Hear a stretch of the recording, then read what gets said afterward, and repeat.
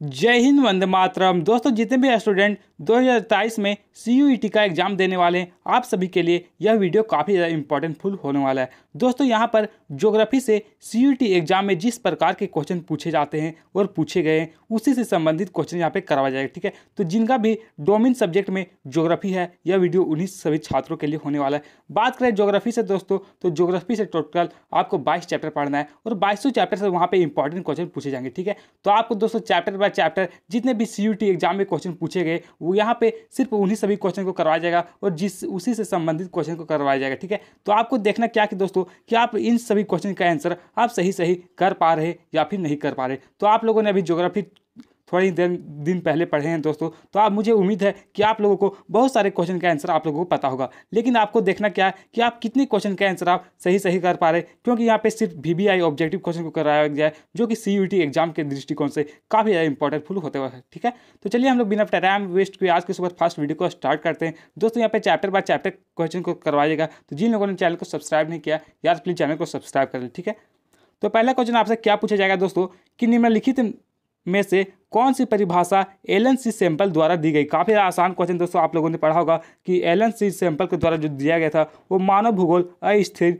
पृथ्वी और क्रियाशील मानव के बीच परिवर्तनशील संबंधों का अध्ययन है। ये जो कथन है वो किसके द्वारा दिया गया था, तो एलन सी सैंपल के द्वारा। ठीक है, ये कहाँ के रहने वाले भूगोलवेत्ता थे दोस्तों, तो ये USA के रहने वाले थे, यानी संयुक्त राज्य अमेरिका के, और ये फ्रेडरिक रेडजेल के शिष्य थे। ठीक है, तो आपको यदि आप डिटेल बाय डिटेल पढ़ेगा तो आपका एग्जाम जो CUET का एग्जाम होगा उसमें एक भी क्वेश्चन गलत नहीं होगा। ठीक है, और दोस्तों आप सभी को पता होगा कि CUET का जो एग्जाम होने वाला है वो आप लोगों का अगला 21 तारीख को होने वाला है। ठीक है, 21 मई को होने वाला है, तो आप लोग अच्छी तरीके से पढ़ाई कीजिए।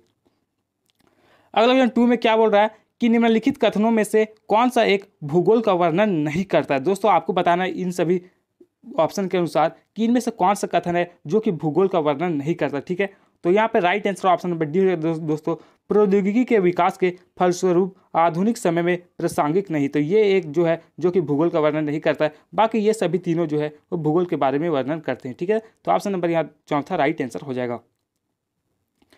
अगला तीसरा में क्या पूछा गया है कि निम्नलिखित में से कौन सा एक भौगोलिक सूचना का स्रोत नहीं है। आने आपको बताना है इनमें से कौन सा दोस्तों जिससे हमें कोई भी सूचना प्राप्त नहीं होता है। तो दोस्तों, यात्रियों के नज़रिए से भी हमें काफ़ी ज़्यादा सूचनाएं प्राप्त होती है। ठीक है, दोस्तों यहाँ पे प्राचीन महाकाव्य से भी सूचना, दोस्तों ये प्राचीन महाकाव्य से सूचना प्राप्त नहीं होती। ठीक है, प्राचीन मानचित्र से भी होती है, ऑप्शन डी इनमें से कोई। तो प्राचीन महाकाव्य दोस्तों ये ज्योग्राफी के अंतर्गत नहीं आता है। आने ऑप्शन नंबर यहाँ पे दूसरा राइट आंसर हो जाएगा प्राचीन महाकाव्य। ठीक है, इससे हमें कोई भी सूचनाएं प्राप्त नहीं होती। ठीक है, अगला चौथा में क्या पूछा गया आपसे कि निम्नलिखित में से कौन सा एक मानव भूगोल का उपागम नहीं। आने आपको बताना इनमें से कौन सा जो है जो कि मानव भूगोल का उपागम नहीं। आप सभी को पता होगा दोस्तों कि अभी तुरंत हम लोग 12th का ज्योग्राफी का बोर्ड एग्जाम दिए हैं, तो क्वेश्चन नंबर 4 का जो राइट आंसर है वो हो जाएगा ऑप्शन नंबर यहाँ पे सी राइट आंसर होगा, मात्रात्मक क्रांति। ठीक है, ये मानव भूगोल का उपागम नहीं, बाकी ये जो सभी है ये मानव भूगोल के उपागम है। ठीक है, अगला क्वेश्चन 5वां में आपसे क्या पूछा गया है कि निम्नलिखित में से कौन सा एक लोगों और पर्यावरण के बीच अन्याय क्रिया का सर्वाधिक महत्वपूर्ण कारक है। ठीक है, तो दोस्तों क्वेश्चन नंबर 5वां का जो राइट आंसर है वो होगा ऑप्शन नंबर यहाँ पे दूसरा राइट आंसर प्रौद्योगिकी। ठीक है, ऑप्शन नंबर बी यहाँ पे सही आंसर हो जाएगा। अगला क्वेश्चन 6 में आपसे क्या पूछा गया दोस्तों, जो कि काफ़ी ज़्यादा इंपॉर्टेंट क्वेश्चन है कि निम्नलिखित में से कौन सा कथन अग्नि की खोज के बारे में सही है। आने आपको इनमें से कौन सा कथन जो कि अग्नि के बारे में हमें सही जानकारी देता है। तो घर्षण और ऊष्मा की संकल्पना से अग्नि की खोज हमारी मदद की। दोस्तों, जब घर्षण हुआ पत्थर में तो अग्नि का खोज हुआ। ठीक है, तो ऑप्शन नंबर यहाँ पे पहला ही राइट आंसर हो जाएगा। ठीक है, घर्षण और ऊष्मा की संकल्पना ने अग्नि की खोज में हमारी मदद की है। ठीक है, 7वां क्वेश्चन आपसे क्या पूछा गया है कि निम्नलिखित में से कौन सा उपक्षेत्र राजनीतिक भूगोल का उपक्षेत्र नहीं है। आपको बताना है इनमें से कौन सा जो है जो कि राजनीतिक भूगोल का उपक्षेत्र नहीं। ठीक है, तो दोस्तों ये जो निर्वाचन भूगोल है ये राजनीतिक भूगोल के अंतर्गत आता है। ठीक है, ये जो सैन्य भूगोल है ये भी राजनीति के अंतर्गत आता है, बट ये जो ऐतिहासिक भूगोल है दोस्तों ये राजनीतिक भूगोल के अंतर्गत नहीं आता। ठीक है, तो ऑप्शन नंबर यहाँ पे बी राइट आंसर होगा ऐतिहासिक भूगोल। ठीक है, अगला 8 में क्या बोला गया है दोस्तों कि निम्नलिखित में से कौन सा कथन प्रौद्योगिकी के विषय में सही है। आने आपको बताएं इनमें से कौन सा कथन जो है जो कि प्रौद्योगिकी के बारे में हमें सही जानकारी देता है। ठीक है, तो दोस्तों यहाँ पे ऑप्शन नंबर दूसरा राइट आंसर प्रौद्योगिकी समाज के सांस्कृतिक विकास के स्तर का सूचक होती है। तो ऑप्शन नंबर यहाँ पे दूसरा राइट आंसर हो जाएगा। ठीक है, अगला क्वेश्चन 9 में क्या पूछा गया है कि मानव भूगोल के क्षेत्र की नई संकल्पना नवनिश्चयवाद का विचार निम्न में से किसके द्वारा दिया गया था। दोस्तों ये जो नवनिश्चयवाद विचारधारा है ये कौन सा भूगोलवेत्ता के द्वारा दिया गया था, ये आपसे क्वेश्चन में पूछा गया। ठीक है, तो आप सभी को पता होगा दोस्तों कि जो नवनिश्चयवाद है ये ग्रिफिथ टेलर के द्वारा दिया गया था। ठीक है, और दोस्तों नवनिश्चयवाद विचारधारा जो है वो इन्हें ग्रिफिथ टेलर को जो है वो नवनिश्चयवाद का जनक भी कहा जाता है। तो आपसे क्वेश्चन में पूछा जा सकता है कि नवनिश्चयवाद का जनक किसे कहा जाता है, तो ग्रिफिथ टेलर के। ये कहाँ के भूगोलवेत्ता थे, तो ये यूएसए के भूगोलवेत्ता थे। ठीक है, और रूको और जाओ दोस्तों इनकी एक प्रमुख विचारधारा थी।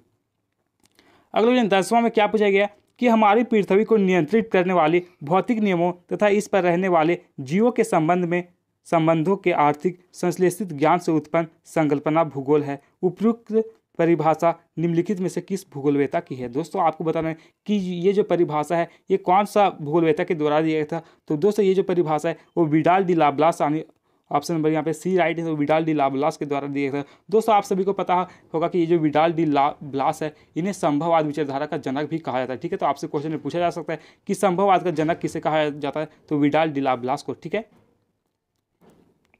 और दोस्तों ये जो विडाल डी लाब्लास है ये कहाँ के भूगोलवेत्ता थे, तो फ्रांसीसी भूगोलवेत्ता थे। ठीक है, अगले 11 में क्या पूछा गया कि आर्थिक भूगोल में निम्नलिखित में से कौन सा उपक्षेत्र शामिल नहीं है। यानी आपको इनमें से कौन सा जो है जो कि आर्थिक भूगोल के अंतर्गत शामिल नहीं है। ठीक है, ऑप्शन पहला में संसाधन भूगोल, उद्योग भूगोल, कृषि भूगोल या फिर पर्यावरण भूगोल। तो दोस्तों को जो है 11 का जो राइट आंसर है वो जो ऑप्शन नंबर डी पर्यावरण भूगोल, ये जो है आर्थिक भूगोल के अंतर्गत शामिल नहीं बल्कि ये सभी शामिल है। ठीक है, तो ऑप्शन नंबर डी यहाँ पे राइट आंसर हो जाएगा।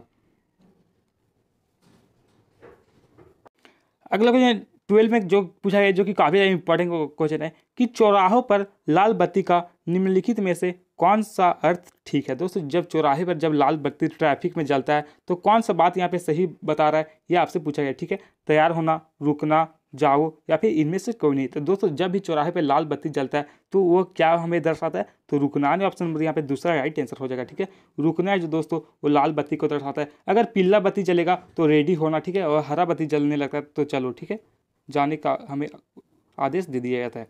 अगले 13 में क्या बोल रहा है कि मानव भूगोल की मानवतावादी विचारधारा का संबंध मुख्यतः निम्नलिखित में से किससे नहीं है। दोस्तों ये जो क्वेश्चन मानव भूगोल का जो मानवतावादी विचारधारा है इसका जो संबंध है वो इनमें से किससे नहीं, ये आपसे क्वेश्चन में पूछा गया। ठीक है, तो दोस्तों क्वेश्चन नंबर 13 का जो राइट आंसर है वो जो ऑप्शन नंबर यहाँ पे